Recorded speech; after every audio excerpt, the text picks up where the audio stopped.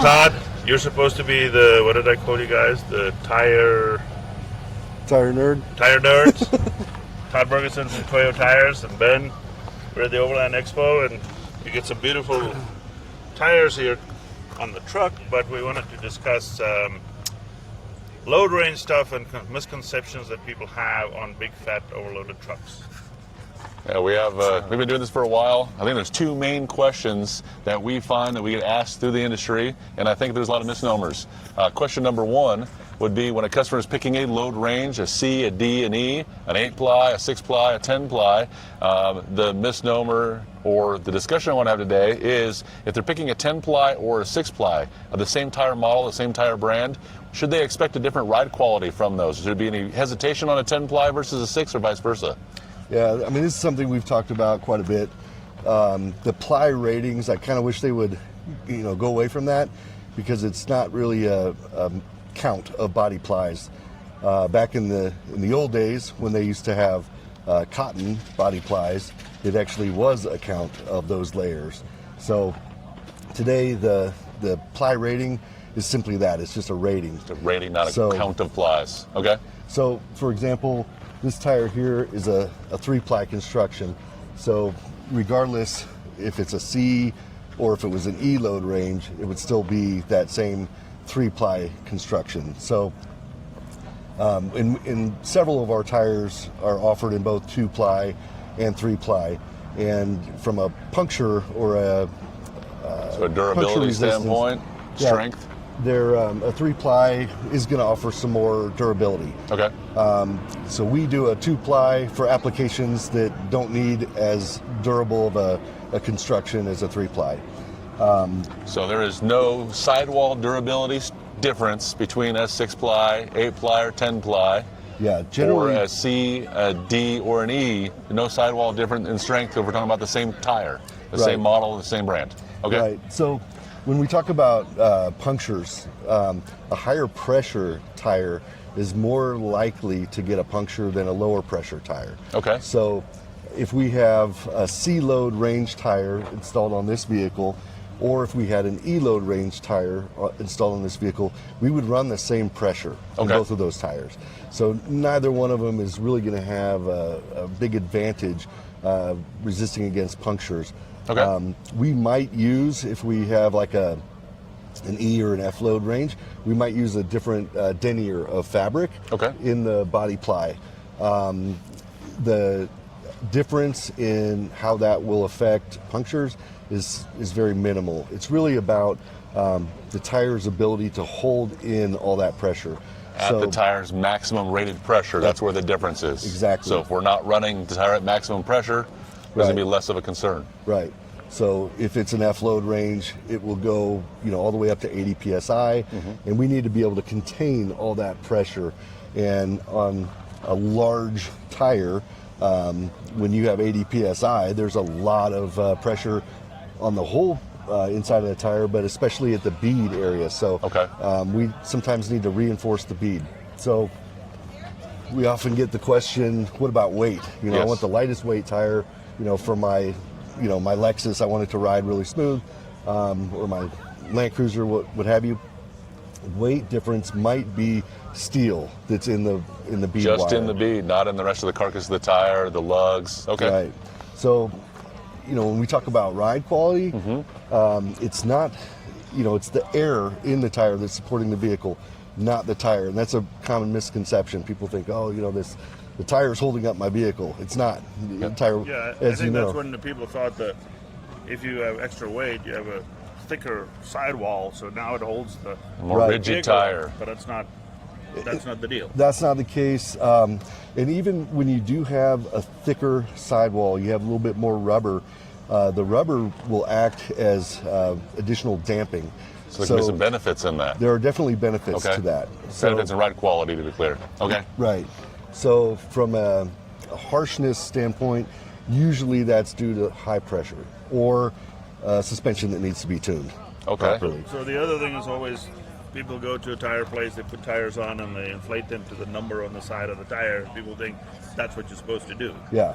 So you are a big proponent of the correct tire pressure, because I noticed when your rental car that you were driving for the show, it's the first person that I've seen that picked up a rental car and put the tire pressure on the dash so you could see what the pressure is. Well, and You it was always do that, overinflated too. And you always check the tires before you pick a rental car. That's right. Yeah. So, yeah, I'm a huge proponent of putting the correct pressure in. There's so many benefits to having the correct pressure, not just ride quality, but also even tire wear. It's easier on all your suspension components if you're not overinflated and overly, all that harshness isn't being transmitted, through your suspension and into the body. So it's part of the ride comfort is setting the pressure. Yeah. Your personal 200, you have a 200 series. Yeah. And we never said what. We just wanted to tell people, you should tell people who you are for Toyo, so we know that it's not just the guy we grabbed off the street, but you. Or maybe it is. Yeah. Maybe it is. There's no branding on him. Yeah. Yes. I'm incognito today. Yeah. So on your personal 200, Yeah. you have some accessories and stuff on it. How do you determine what is the weight that you're going to run? Yeah, so on my personal 200, I'm confident in myself, so I'm fine with a 33-inch tire, and I can go pretty much anywhere I need to go on a 33-inch tire. Plenty of ground clearance and capability with that Land Cruiser. I go by my placard air pressure, and then I do a conversion because I've converted from a P-metric OE tire to an LT. So I run an LT 275 70 18. So the factory tire was a P-metric 285 60 18. So because I've transitioned to the LT, I've got to increase my pressure. So I run 41 PSI. So the calculated replacement pressure is 41. So where do you get that calculation? So I use I look at what the placard is. So look That's at your on the original driver's side door jam on your vehicle. Okay. Right. And then I'll take that pressure from the factory and the tire size, and we can calculate out what load that tire is able to carry at that pressure. And we have the load inflation tables on our website. So if you go to toyotires.com, you can go to, it's at the bottom of the screen, but you click on load inflation tables, and you can find your tire size and see what weight the tire is capable of carrying at a given pressure. So the door placard says 2,500 pounds per tire, whatever the case is, for the tire that came from the factory. Then you go to whatever the brand model, whatever the tire is, and you look at 2,500 pounds, what pressure should that tire be? Right. And that's at the full load capacity the vehicle is rated at. Right. So if a customer is very lightly or no load at all other than a driver, they need to keep that in their calculation as well. Yeah. And if you offer the load index, that also means you have something very custom. Arguably, you could weigh your vehicle, right? Go to the scales at the truck stop, weigh your vehicle, get a weight front and back, and then still use the information provided by Toyo. Absolutely. And then set your tire pressure on your specific tire on that as well if your placard was no longer valid for the modifications on your vehicle? Yeah. Okay. Absolutely. That would come into play like a heavily modified vehicle. Maybe they want to tailor their pressure exactly to what their axle weight ratings are. I will say though, most manufacturers will give it's about a 25% margin of error. So if they go above what the axle weight rating is.